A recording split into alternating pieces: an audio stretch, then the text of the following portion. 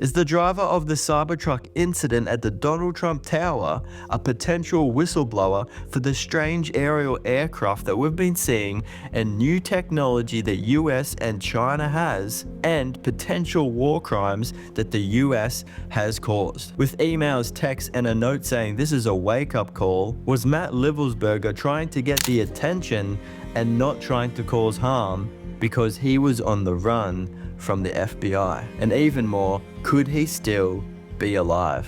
We're gonna dive into all this today. Let me know your thoughts in the comments, but like, subscribe, hit that bell notification so you don't miss out on any videos. Let's dive into this. So recently, Sean Ryan, who's a former Navy SEAL and CIA contractor, had Sam Shumate, who's a former intelligence officer for the US Army, in an emergency podcast to get this out. I'm nervous about this one. Yeah, me too. I'm really nervous about this one. So Sam received emails and texts from Matt, the driver of the Cybertruck, about new technology that the US and China has and potential war crimes, but he said he receives these kind of things all the time, so he brushed it off. But when he saw on the news on January 1st what had happened, he completely lost it. Let's check it out. I want to give a little background on you. Retired from the Army in 2023 as a CW2 intelligence officer and understand the information war. In 2020, you were still on active duty. You started a social media account where you intended to share memes and GIFs. You've developed a robust network of service members across the Department of Defense who trust you with their reports of unethical and, in some cases, illegal behavior from their leaders. You expose the unethical and illegal behavior while protecting whistleblowers in order to hold military leaders accountable, which is why you received the email from the Green Beret. You're here today because of an email you received from Matthew Livelsberger a couple of days before the Cybertruck bombing at Trump International Hotel in Las Vegas.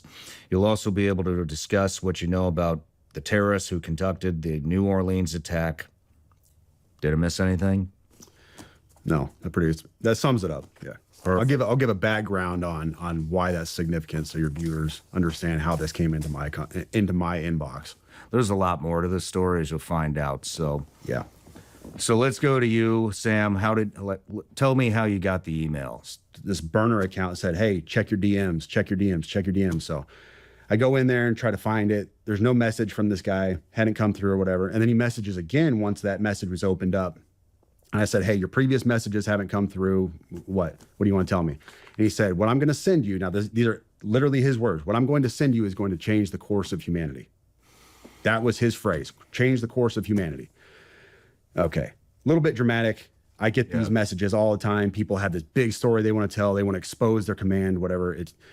I take everything with a grain of salt until I have evidence and proof. So this guy is insistent. He tells me that he is a 18 Zulu who I've spoken to before, and he really needs to get this stuff to me. And then he talks about you. He says, I need you to get me in contact with Sean Ryan. I'm like, dude, I don't know Sean Ryan.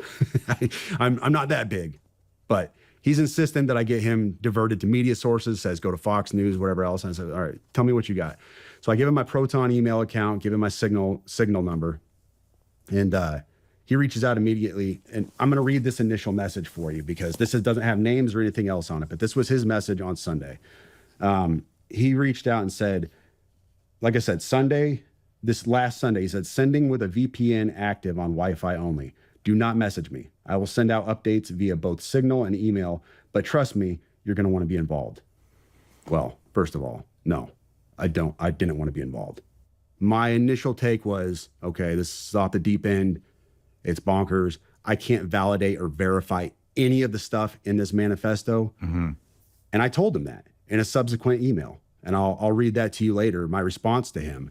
And once again, my response to him elicited, hey, get me in contact with Sean Ryan, Fox News, and he even said Pete Hegseth. Get me in contact with Hegseth. And I'm like, dude, I don't have the incoming Secretary of Defense's phone number. Sorry, bro. That's the last time I talked to him. So yesterday morning. What date was that? That was Tuesday. That was this Tuesday. So we're Friday now. That was 3 days ago. So the day before. 30th? Yeah, the day before the attack. I dismissed this stuff out of hand. The 31st.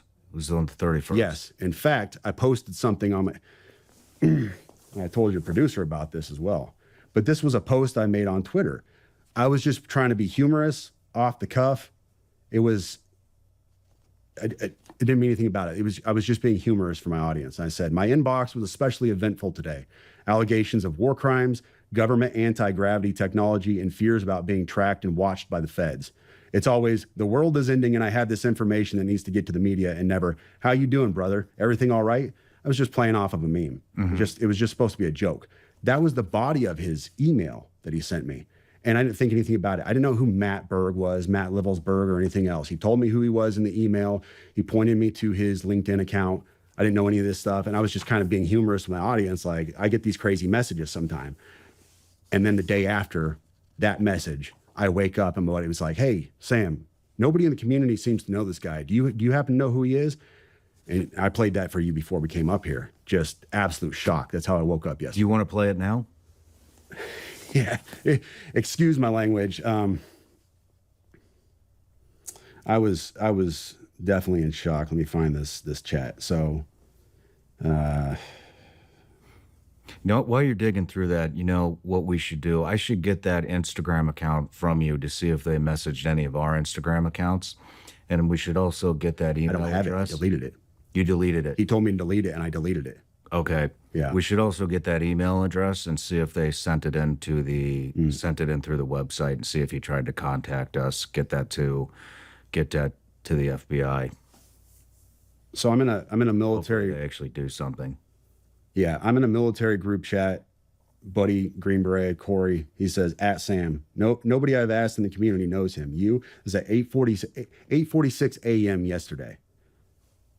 So I woke up and I said, OF, I'm shaking. This guy emailed me 2 days ago. I'm not playing. And then he said, damn. And then this was my response to him at 8:48. Like, just woke up. Dude, I'm fucking shaking, bro. You don't understand. This guy emailed me and told me he was being watched by the FBI and Homeland Security, but they weren't going to do anything to him because he had a VBID. I'm not fucking playing, dude. I have the email. I am shaking, man. This is nuts. And it goes from there. And I sat there for probably an hour talking to my wife. I'm shaking. I can't even think straight. Like, normal day is shot. And I didn't know what I want to do. Do I sit on this? Do I do nothing with it? I've got to tell somebody. I've got to tell the FBI at least, because this is huge. This is all over the news. It's very warranted that he felt that distraught in the moment, feeling like he had to tell somebody, especially with this information that's in the email that's coming up. So this email came in on December 31st at 10:42 a.m. He said, in case I do not make it to my decision point or onto the Mexico border, I am sending this now. Please do not release this until 1 January and keep my identity private until then. First off, I am not under duress or hostile influence or control. My first car was a 2006 black Ford Mustang V6 for verification. What we have been seeing with drones, he puts that in quotes, he says drones, is the operational use of gravitic propulsion systems powered aircraft by most recently China and the East Coast, but throughout history, the US. Only we in China have this capability. Our OPSEN, that's Operations Center, our OPSEN location for this activity is in the box below.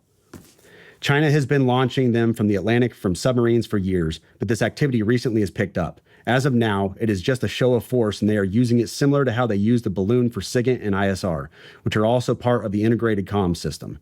There are dozens of those balloons in the air at any given time. The so what is because of the speed and stealth of these unmanned aircraft. They are the most dangerous threat to national security that has ever existed. They basically have an unlimited payload capacity and can park it over the White House if they wanted. It's checkmate. U.S. government needs to give the history of this, how we are employing it and weaponizing it, how China is employing them, and what the way forward is. China is poised to attack anywhere in the East Coast. I've been followed for over a week now from likely Homeland or FBI, and they are looking to move on me and are unlikely going to let me cross into Mexico, but won't because they know I am armed and I have a massive VBID.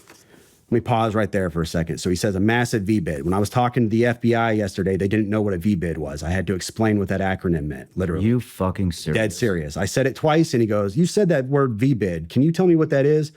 For your audience, a VBID, for your audience who has not been in the GWOT for the last 20 years, a VBID is a vehicle-borne improvised explosive device. In layman's terms, a car bomb, what we saw at Trump Tower. So, backing up, he says, I am armed and have a massive VBID. I've been trying to maintain a very visible profile and have kept my phone, and they are definitely digitally tracking me. Here's where he gets into the other stuff, and this is where we had to redact the names. Well, your producer redacted the names. I have knowledge of this program and also war crimes that were covered up during airstrikes in Nimruz province, Afghanistan in 2019 by the admin, DOD, DEA, and CIA. I conducted targeting for these strikes of over 125 buildings. 65 were struck because of civcas, that's civilian casualties, that killed hundreds of civilians in a single day. U.S. FORA continued strikes after spotting civilians on initial ISR. It was supposed to take 6 minutes and scramble all aircraft in CENTCOM.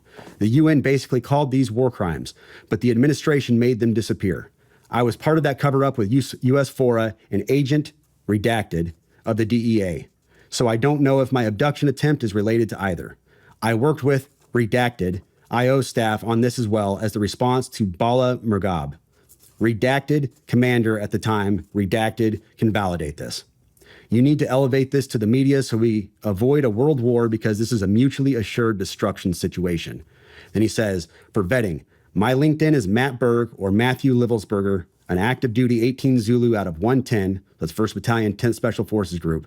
My profile is public. I have an active TSSCI with UAP, USAP access.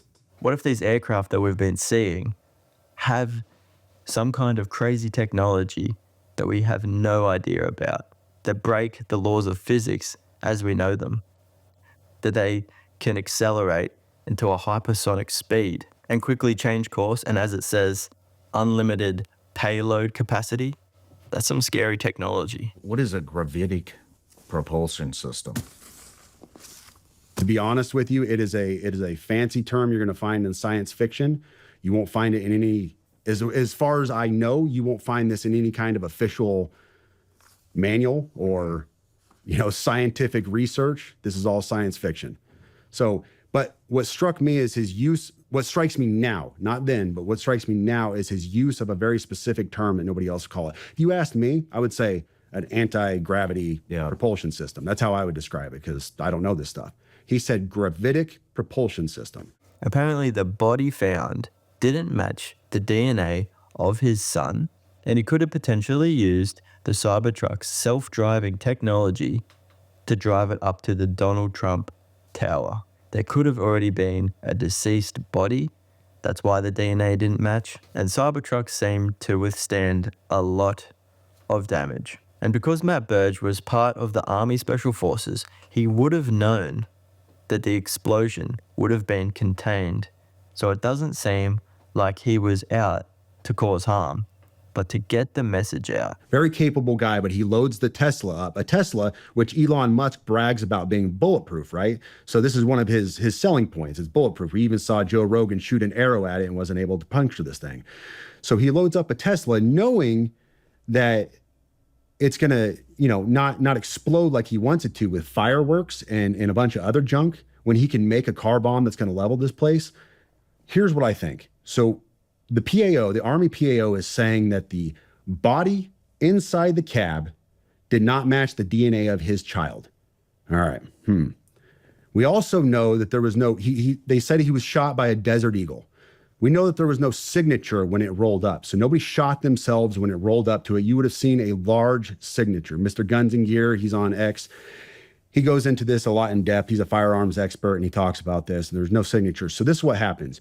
You get a Tesla because you know it can drive itself up to the hotel, the Trump Tower. You put a body in it, roll it up. It's already burned up, or it's already shot, excuse me. You don't want to kill anybody because that's not the message you're trying to send. You're not trying to level the tower or kill a bunch of people. So you load it up with fireworks and a bunch of junk to send a message. And we know that his signal number or his signal safety number changed. That can't be done unless you're inside that signal account. And a lot of people conjecture, was the FBI inside his signal account, whatever else. But what if he accidentally changed his safety number, goofed up there, He rolled a body up in a Tesla specifically because a Tesla can drive itself up to the tower, and did what he did to send a message to expose his stuff. And he's still alive out there somewhere. I think there's a very good possibility that that Matthew Livelsberger might be still alive. What if this was Matt Livelsberger's plan all along? Because he did say that he was being tracked by the FBI and wanted to escape America. And with this plan, he could perfectly fake his death. But there are some holes in it. And I think Sean and Sam are onto something here, and they're figuring it out. I wonder what he's trying to do with what he's trying to tell us with these drones. Oh man, I hesitate to even get into this realm because I have no expertise in drones or let's just call it alien technology, UFO technology, whatever's going on here. Several weeks ago, I don't know if you saw that video. It was a New Jersey sheriff or chief of police. I can't remember which, but he flew their own drone up, their own department drone up to try to figure out what was going on. So we had all these drone issues that were being cited off of New Jersey and everything. And what he commented on video was how fast these things were. He said, we have a pretty robust drone, and they flew it up there to try to catch these drones that were there, and they just, bam, they were gone. He said there was no catching them, never seen anything like it. They don't even know, they have no idea what that could have been. And so you have this capability that is, I guess, in line with what we hear about anti-gravity being. And I don't know, it makes you wonder. I'm with you on the not releasing certain things on social media. I understand that, but on the other hand, it seems to be the only way to demand any type of accountability or get this and force FBI, Homeland, whoever else is involved to dive into this shit and actually take part. And that's what we've been doing here on the show with Scott Mann, retired Lieutenant Colonel Green Beret, Sarah Adams, former agency targeter. We brought on Legend, who's an Army intelligence guy who goes by Legend because he doesn't want to reveal his name because he still is very involved. And we even went all the way to Vienna to interview Commander Massoud, the leader of the National Resistance Front in Afghanistan. And, you know, we've been talking about this stuff for a year. We got it to Congress. Congressman out of Knoxville, Tennessee, Tim Burchett, sent a bill up. It's literally about we need to stop funding the Taliban. The Taliban has set up multiple NGOs within Afghanistan, and basically what we're doing is sending loads of cash to NGOs that the Taliban had set up. We're funding our own demise, and nobody's fucking paying attention. Nobody's paying attention. We tried to get it in the media. We got a little bit of hits. Most of them were from outside the U.S. We had a reporter out of India kind of cover it, but we've been warning about what's happening for damn near a year now. Sarah first came on, I believe it was October of 2023, was her first interview, and nobody took it seriously. Now we have the New Orleans attack. We have Iranian missiles. We have these invisible bombs. Do you know about the invisible bombs? So now these terrorist organizations have developed invisible bombs that will get through metal detectors, any kind of screening device that's out there, and they brag about this. And now we just did a Twitter Spaces with Sarah Adams, and they are now bragging that what we know about the invisible bomb, it's now even more advanced than it was before. So that means they can get this into stadiums, they can get this into airports, they can get this pretty much anywhere they want because you cannot detect it. That's scary. Yeah. Great. So, for the people out there, look, there's no stopping what's here. You cannot stop this. Nope, you can't roll it back. Not you can't with put what the we genie back have in the bottle. already in here. We have sleeper cells. Yep. We're already getting reports that I just lost my train of thought. Oh, we're already getting some reports that there may be a bit more involved in the Louisiana, New Orleans attack that they're not releasing. We also, I'll tell you this, there's a group of people flying around and and basically briefing up different departments, governors about what's coming, how to deal with it in their communities. There are deputies in New Orleans who put in requests for training on how to take care of a threat like this, and those fucking requests were denied. They were denied.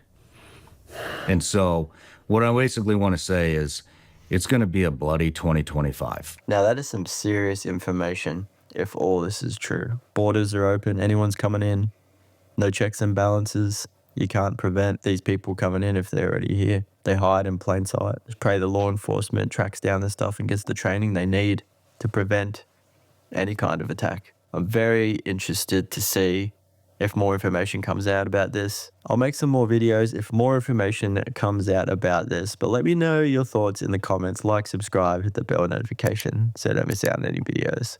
See you in the next one.